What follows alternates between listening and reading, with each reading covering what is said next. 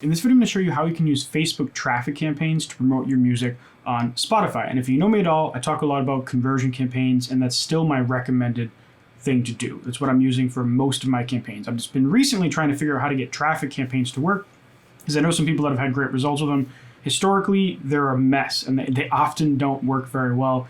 And I made a video here you can check out where I talk about some of the differences between traffic and conversion campaigns. But I have one that's working, and so I want to show you what I'm doing here. So first, how do I know it's working?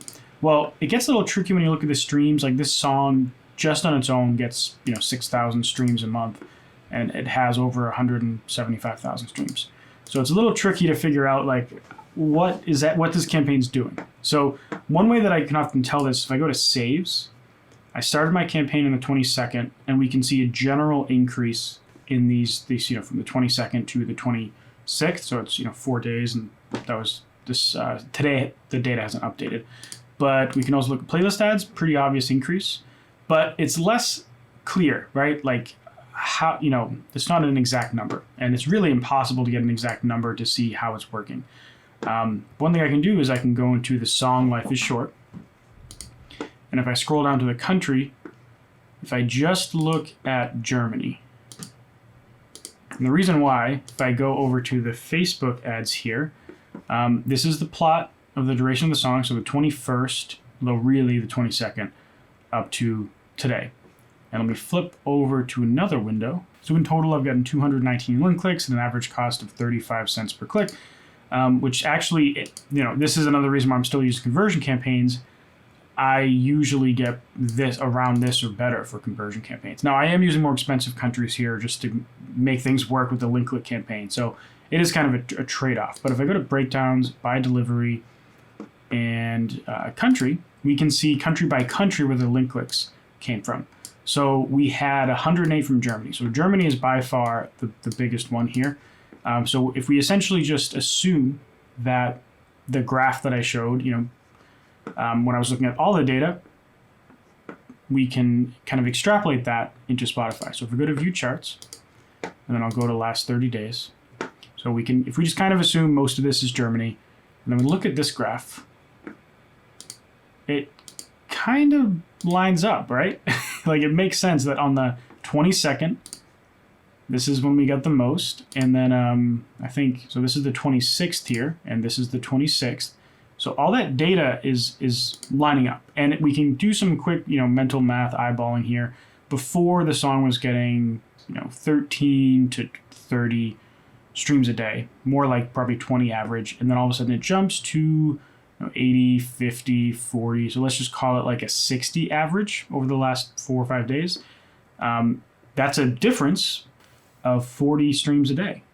So, and if you were to add these up, we just average this out 4 days, 40 streams a day, 160 streams, right? Or is this 4 days? 1, 2, 3, 4, 5. So it's 5 days. So that would be 200 streams roughly. And this is just Germany. And when we looked at Germany back here, we had 108, which makes sense, right? So like if you had 108 people, listeners, click your song, on average, they're going to listen more than once. So we're getting 200 streams a day extra. This seems like it's all lining up pretty nicely. And there's another way we can look at this data. So I can go back to my audience level here. I can filter this by Germany, and we can see if there's any trends. Now this is going to be even harder because I have a lot of songs, right? I got like 40, 50 songs, and some of them are doing much better than Life is Short. So it looks like this kind of just lost in the noise. We do see a general spike in the 22nd. This spike on Monday is probably a different song, so it's really hard to tell. But if we go to followers for Germany, this is also not clear. I mean, it is kind of clear, but I was already kind of growing in Germany quickly before that, like gaining 6 people a day or so. But starting a few days before, but it definitely picked up a little bit these last 4 days. So it seems like everything's going up and up for Germany, which makes sense because that's the country getting the most stuff from there. Now we can also look at saves though for Germany. This is a pretty clear indication. Some of this could be algorithmic from a different song. Playlist ads, this seems like it's probably from this campaign. So that's kind of the proof of why I think this campaign is working. All right, so now I'm going to show you exactly how I set it up. So this is the campaign here. I'm just going to click edit and we're going to walk through this thing through all the important steps. So it's just a traffic campaign, which is one of the objectives you can choose. Turning on campaign budget optimization. Let me zoom in a little bit. I can't scroll down here, but I'm just choosing $20 a day here just because I wanted to test it out. Now in the ad set, you see MGK PM. I'm going to scroll down. We're choosing link clicks. And then we'll get to the countries here. So this is a super specific list of countries. These are generally like my tier 1 countries. I don't know if I took any out. I took out all the islands and stuff that sometimes get added. But it did just people living in these locations. Pretty expensive set of countries, but countries that have proven to be pretty reliable when it comes to Facebook ads. I went way more specific with the ages than I would otherwise do in a regular conversion campaign. So 18 to 34, pretty much my core demographic on Spotify. Like if I flip back over here and we go down to my ages, 18 to 34, it's like, it's like 80% of all of my streams. So I'm pretty specific. I'm doing Machine Gun Kelly and Post Malone, narrowed by Spotify. And I kept detail targeting expansion off. Now for conversion campaigns, I often use this, but because I'm trying to be extra specific, because since link click campaigns are super susceptible to getting lots of clicks and 0 streams, I want to be specific. So that's my justification for keeping this off.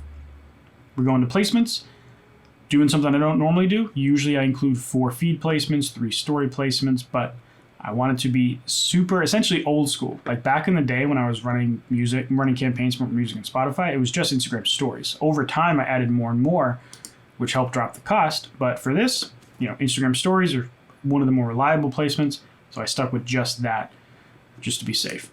And everything else in here, if I didn't talk about it, I didn't touch it. So now we jump over to the ad. And some of this is just normal, right? Like I'm choosing Facebook, Instagram, I'm choosing my ad. This is just a lip sync performance thing. I have some text here, though it doesn't really matter because it's a story format, so no one's ever going to see it. And now we get to the link portion. And this is the portion that I think is one of the reasons that made it work. So previously what I was trying to do is just send people directly to Spotify. It was never working. I tried like a couple $100 with different songs, different artists, and there was like 0 correlation, like hundreds of clicks, essentially 0 streams, maybe like 2 or something. So here what I'm doing, this is a tone bend link, but it's not a smart link. If I go over to smart links here, it's like a automatic redirect link, which be a little careful of. It's a link shortener. This is a page that will automatically redirect people. So like I'm sending them here, but when you click on this link, all right, here we go. So now it's going to open up Spotify and I can pull this up over here and it took me to my profile. So I'm sending people to my profile, but I'm doing it through this redirect. Now you want to be a little careful with this because I've heard of people getting in trouble using automatic redirects. It's kind of a gray area. Like it seems like Facebook doesn't like automatic redirects, but there's plenty of services that use automatic redirects that are totally fine to use. So, and ToneDen will tell you that because they're like an approved third-party partner, it's all cool. So just be cautious. Don't publish a million ads at once using a redirect. I would only do 1 ad at a time just to be sure you don't get into hot water. But that's what I'm doing. I'm sending people to this redirect. This tone-in link, I don't know if it's setting up the deep link more properly than it otherwise would or what it is, but for some reason, using this redirect seems to have been one of the things that made it click. Shout out to Tom Dupree for that recommendation. If you don't know his channel, definitely go check it out. All right, so you might be wondering why I haven't just switched everything over to traffic campaigns at this point. And there's 2 reasons for that. One, I don't trust them yet. This is a limited amount of data, so I'm not just going to jump ship and switch everything over because it's like I turn off all those campaigns and make these new ones. They might just all flop, and then I have to go and get everything back together. Second reason is it's not necessarily always better. So one thing to consider with the traffic campaigns, you're not getting as high quality of retargeting data to make lookalikes with. Like the redirect I'm using does have a pixel on it, but it's not going to be as high quality since people aren't physically clicking a button. It's just whoever gets put through that link is going to be pixeled. So the data is not as high quality. So if we look at these 3 campaigns here, this is the campaign we just looked at, the traffic campaign. Now I'm looking at only a 2-day window here. I don't want you to think I'm hiding anything because costs fluctuate day by day. So if I look at this traffic campaign, 53 cents over this window, If I look at this campaign, this is a conversion campaign with the same tier 1 countries. It's cheaper. And then if we look at this campaign, this is the same song as the traffic campaign, except it's just the United States, and it's also cheaper. So there can actually be scenarios where targeting the US or tier 1 countries can be cheaper for conversion campaigns. And one thing you have to consider is that often there's a lot of missed conversions here. So this in reality isn't 27, and I can show that to you. So here I'm looking at Feature FM, I'm looking at the 26th through 27th, and this isn't a huge difference, but here we have 31. And so that's the margin of error here. So if you did some math, $14 divided by 31 conversions. So that brings us to an actual conversion cost of 45 cents. And sometimes these errors can actually be significantly bigger, but you can see how the conversion campaigns are always going to be a little better than what you think. So if you want to see all the nitty gritty of how to make both traffic campaigns and conversion campaigns, you can check out my course right here. I just added a new module on the traffic stuff, so you can kind of see both sides of that coin. And if you want to see more videos on this topic, you can check that playlist right there. Anyways, thanks for watching. I'll see you next video. Bye.